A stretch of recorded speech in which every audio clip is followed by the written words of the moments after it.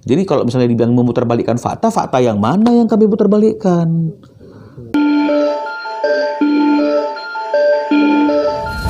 Ini kasus ini jadi pro dan kontra, Bang. Masuk banyak yang pro dan kontra. Mungkin Abang sebagai kuasa hukum dari pihak Ruben, gimana sih menanggapi hal ini? Maksudnya jadi kayak kadang-kadang orang tuh terpengaruh, kadang ini, kadang yang benar. Sekarang begini. Kalau masalah pro dan kontra kan seperti kalau saya berpendapat seperti ini. Namanya manusia itu memang harus ada orang yang pro sama dia dan ada yang kontra sama dia. Kalau pro semua kayak malaikat kan nggak ada yang benci sama dia. Kalau kontra semua kayak iblis nih, orang benci semua sama dia.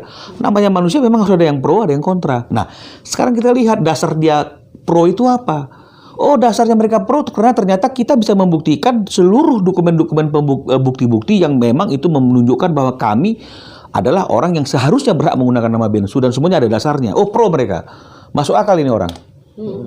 Yang kontra, dia mungkin mengabaikan semua bukti-bukti ini. Bagi mereka nggak suka aja sama kita, nggak suka aja sama Ruben. Ya tetap kontra. Nah, jadi artinya boleh pro, boleh kontra, tapi harusnya semuanya didasarkan pada fakta dan bukti karena ini adalah masalah hukum.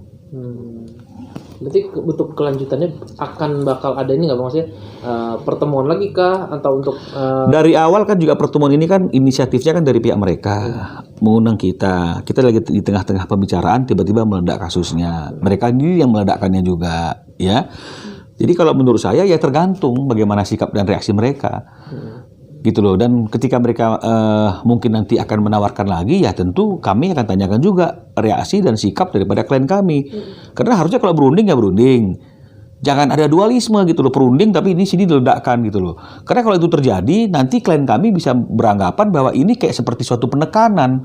Lu harus nurut dengan perundingan yang kami inginkan, negosiasi yang kami tawarkan. Karena kalau enggak, kami bisa mempermalukan kamu. Dari berita-berita ini bisa menjatuhkan kamu.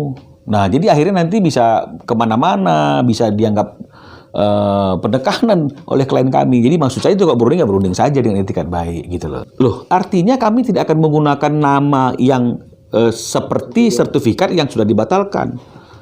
Kan begitu dong. Tapi kalau misalnya kami menggunakan nama sesuai dengan sertifikat yang masih belum dibatalkan, kan sah-sah saja. Iya. Kembali lagi saya tegaskan, 8 sertifikat di kelas 43, ya 6 yang dibatalkan, 2 yang nggak dibatalkan. Artinya dari 8 ini kan kami kan sekarang menggunakan nama yang dipasang di plang itu kan 1 daripada 8 ini kan, betul nggak? Dicabut, kami kan masih punya 2 lagi sertifikat merek yang masih belum dibatalkan, yang kami bisa menggunakan merek itu berdasarkan sertifikat yang kami miliki yang juga tetap sama tulisannya adalah geprek Bensu. Itu dia persoalannya. Kalau mereka keberatan, silakan gugat lagi atas penggunaan merek kami yang belum dibatalkan ini. Nah, iya itu Bang, takutnya kalau nggak apa-apa, itu haknya mereka. Mana bisa kita larang orang untuk menggugat kita? Silakan aja gugat lagi dari pengadilan niaga lagi sampai kasasi lagi. Kalau mereka menang, ya kami tidak akan menggunakan ini lagi. Tapi kembali lagi, kita harus kembali kepada aturan hukum. First to file-nya itu adalah Bensu yang sudah kami miliki.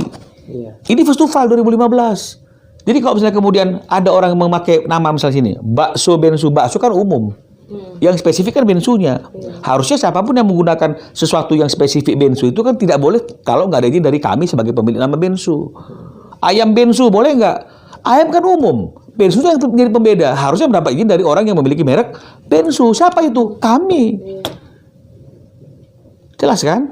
Gitu. Jadi kalau dibilang misalnya ini nggak beretikat baik, loh pasal 41, saya tunjukkan ini Mas, biar jelas.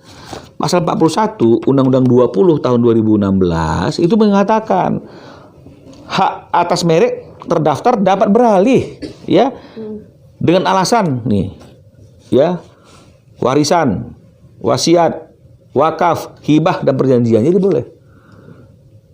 Dan tidak bertentangan dengan undang-undang. Ketika kami merubah peralihan ini sesuai dengan ini, kami juga daftarkannya kan juga ke Dirjen Haki, biar kami juga tercatat di sana. Bukan hanya kami aja yang berubah, tapi di catatan Dirjen merek, Direktur merek juga berubah. Makanya perubahannya ada.